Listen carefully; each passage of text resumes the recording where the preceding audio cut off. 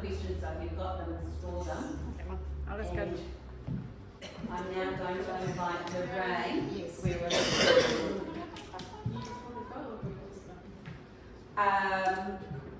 Yeah, Louise, you come and sit up here as well. And then they don't feel like two stuffed ducks. We'll have three.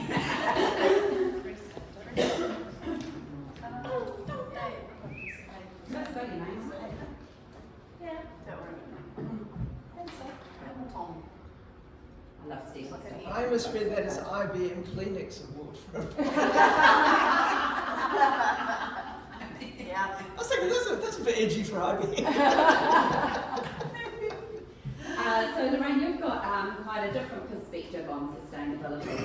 That's more around People. People. Yeah. So really about getting the right people in the right places so that they stay for the appropriate amount of time. One thing about this that I will say up front was that what we did wrong was we created a culture that was so good that I couldn't get people to leave.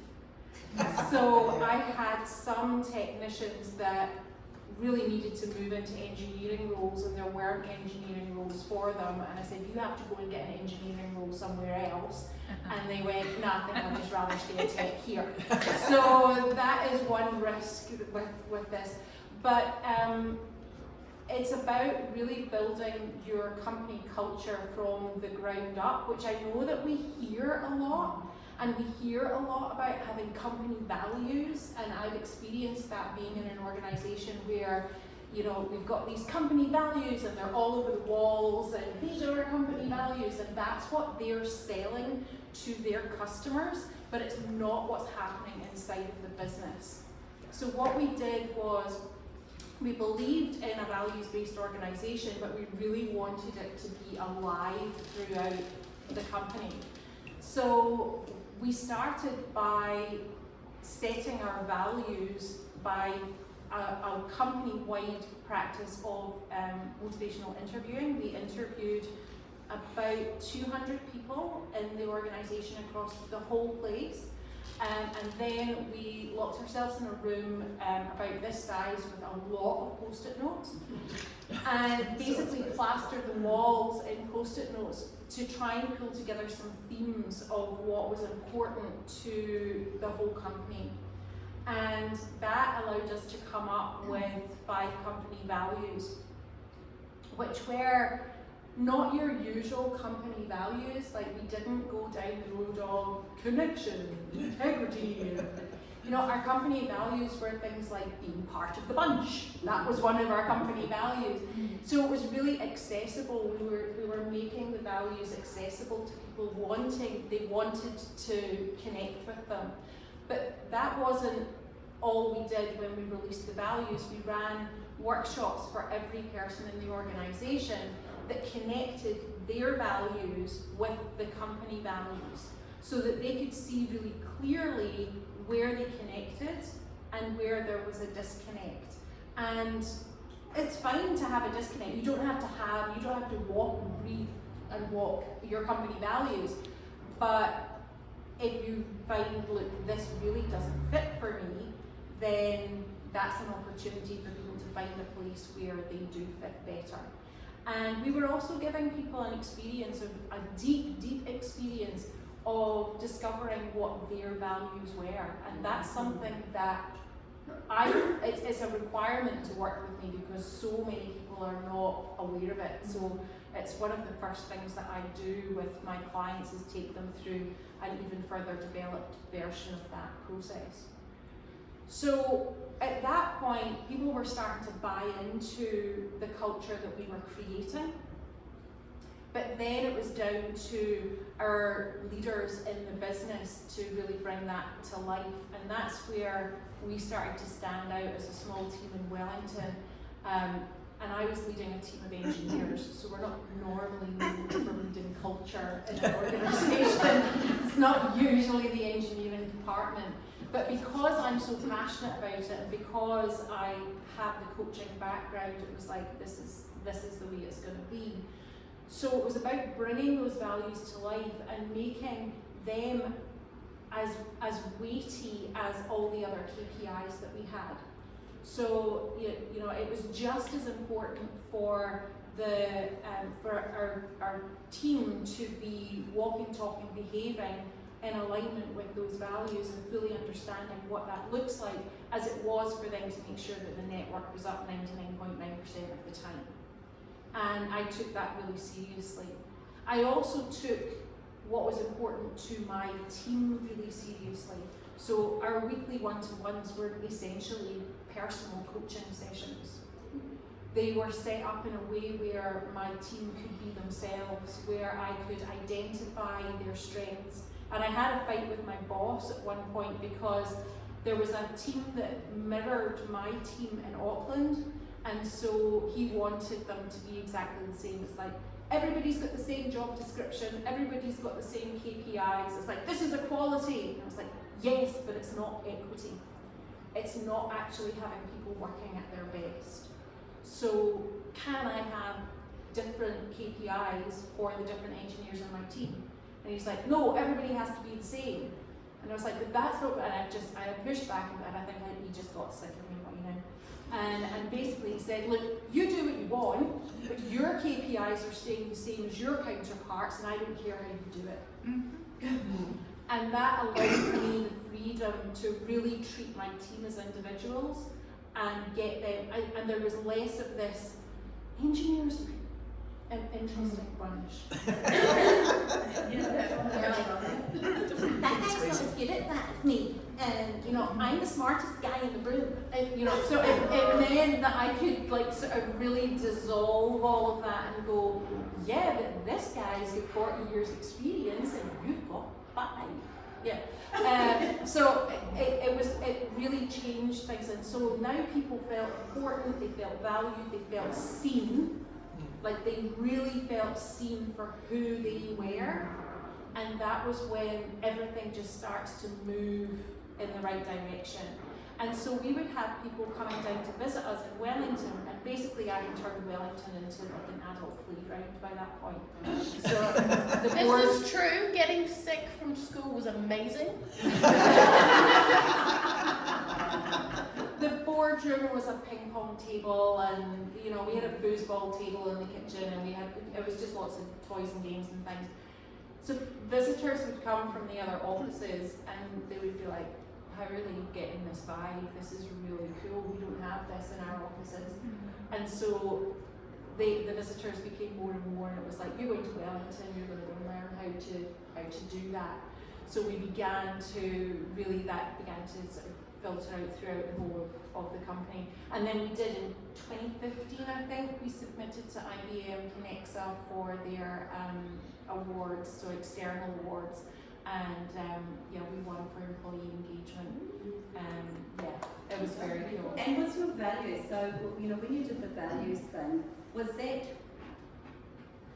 you know, this makes it sound really sneaky and I don't mean it to, but, you know, did that give you insight into what everybody thought, so that how you dealt with them individually, you could tune into what their personal values were?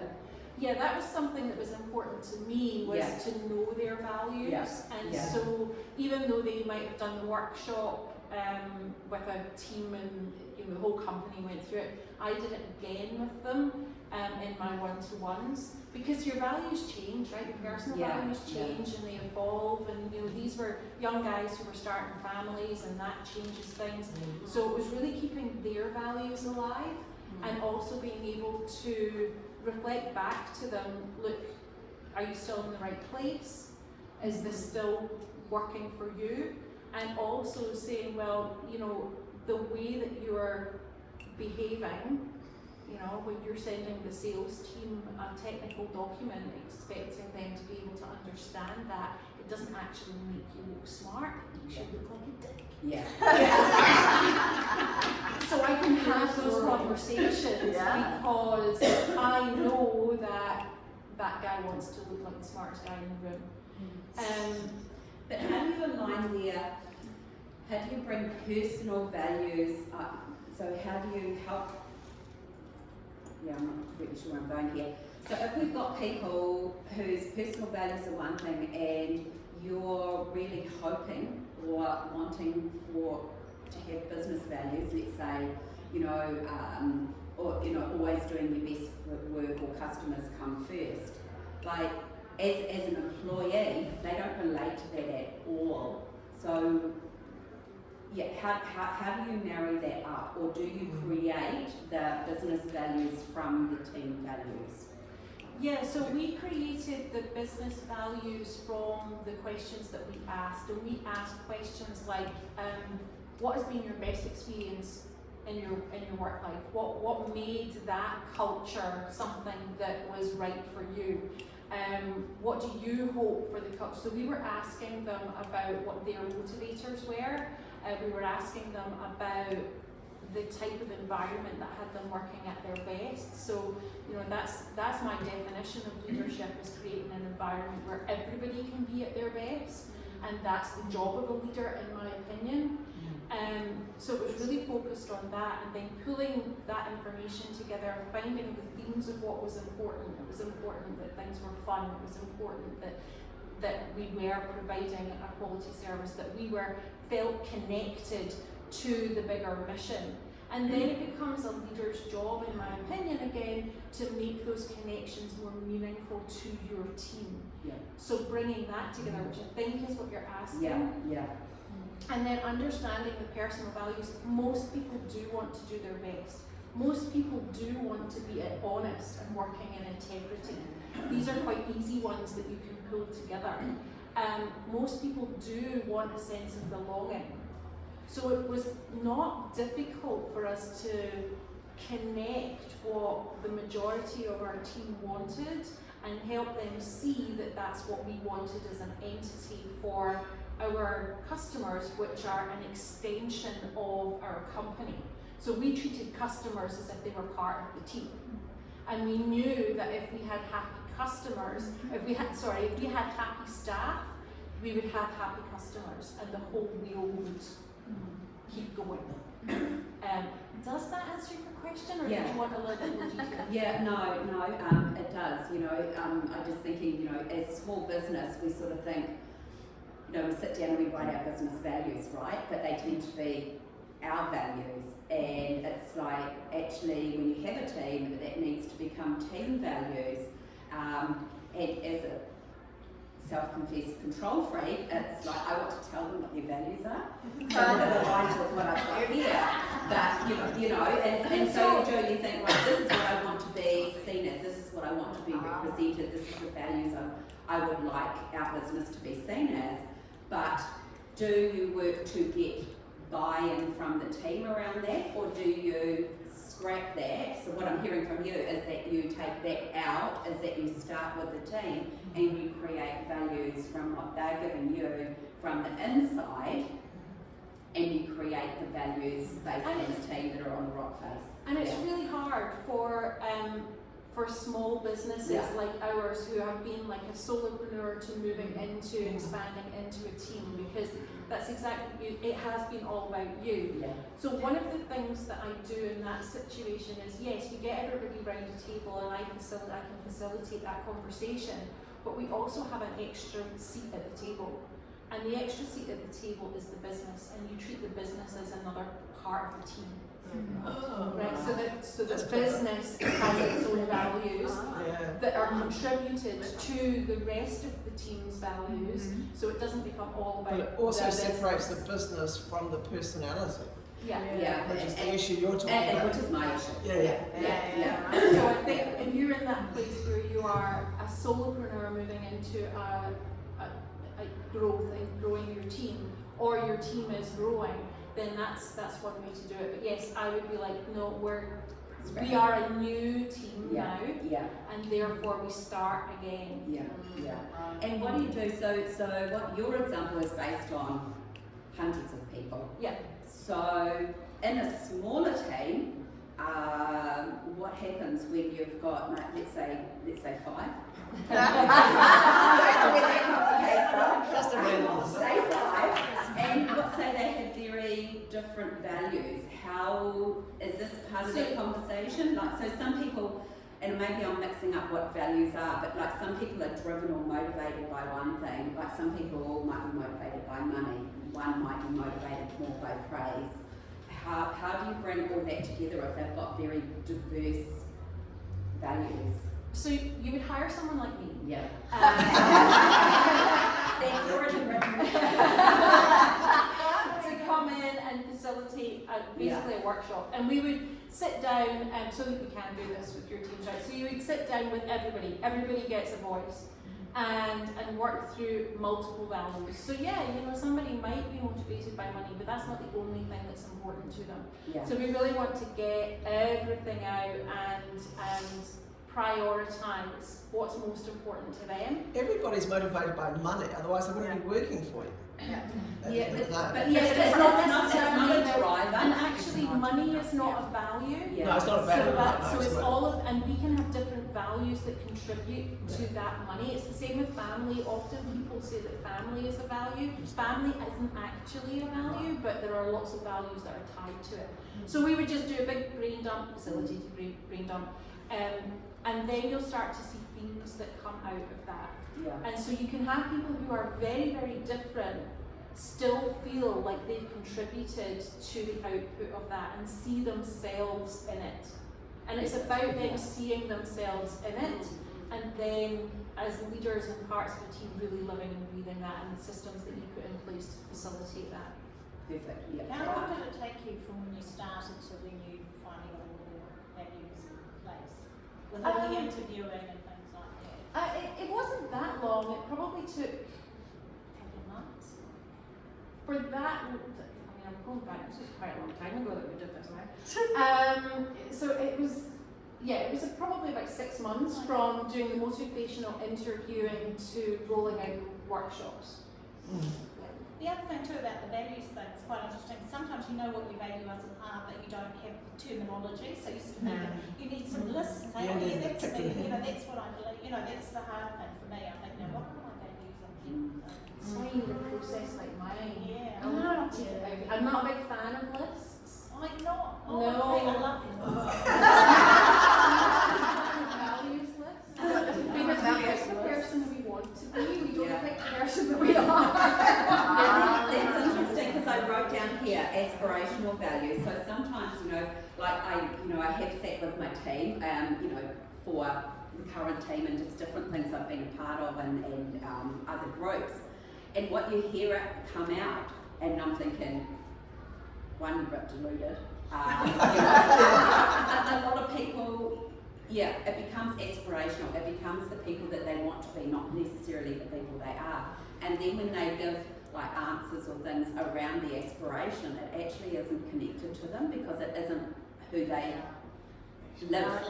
It's not their comfortable pajamas. It's that outfit they bought because it looked good on a friend that's still hanging in the closet because I've never worn it, right?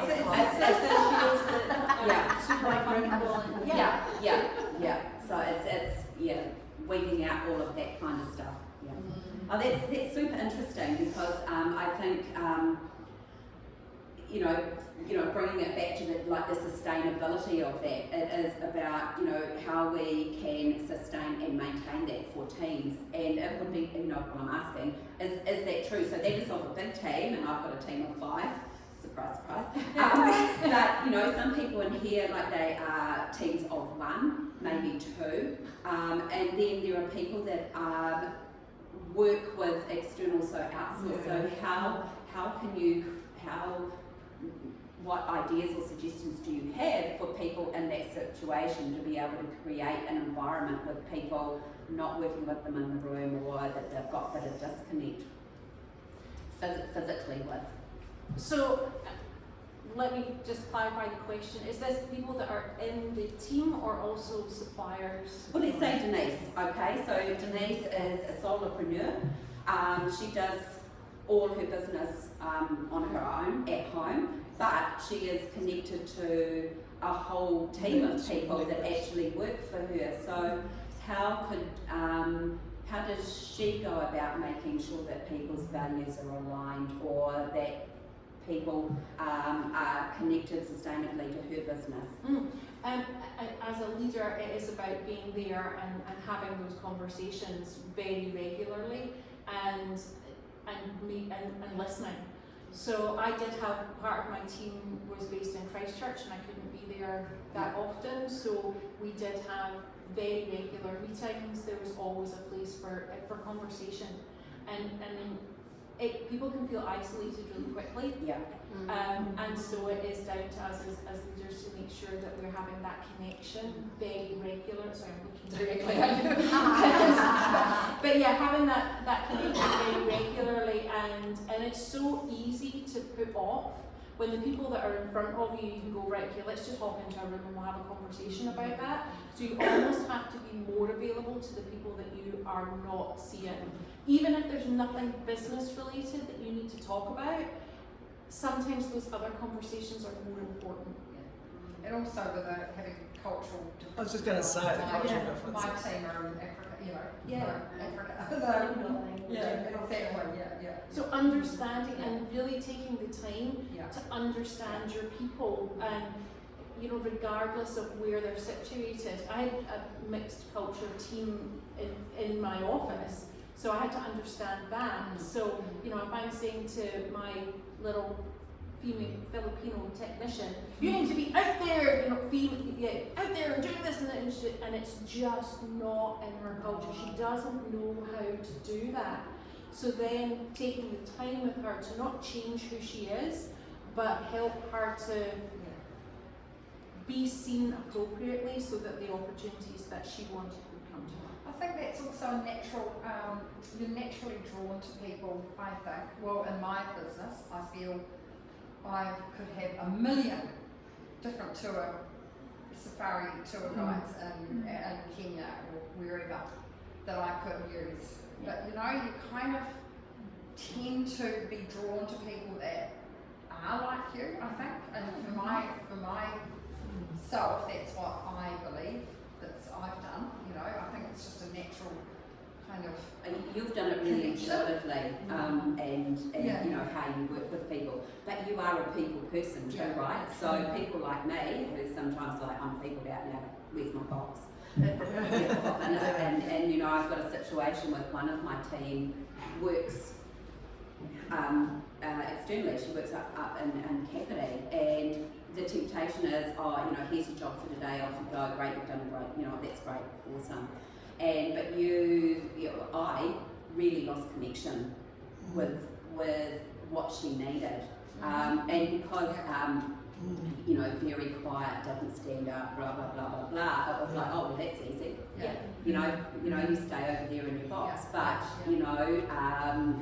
clearly there was underlying thing, and once we knew things were going, and so for me as a leader, it was I should have been more in touch with that, should have connected more, should have recognised that actually she needed that more than anybody, and everybody else gets it in the room. So I think with our school in Kenya, that's a classic example of we co-founded the school with a Kenyan who's got double degree in education, blah blah, knows everything, and having to keep our boundaries. It was very easy for us to, for me, I guess, overstepping the line and think, oh, this should be done, and really, it was the other way around. It was me, I had to withdraw back and you're right, Tony, you know absolutely everything about, running a school in Kenya. And so the values that we both shared were exactly the same. It's just that I needed to back into my, over here, because he's perfectly capable of running a school in Kenya, So the values there were together, but there's a line. Yeah, there's and boundaries. That's a whole different conversation. Totally different. Louise, we'll pass over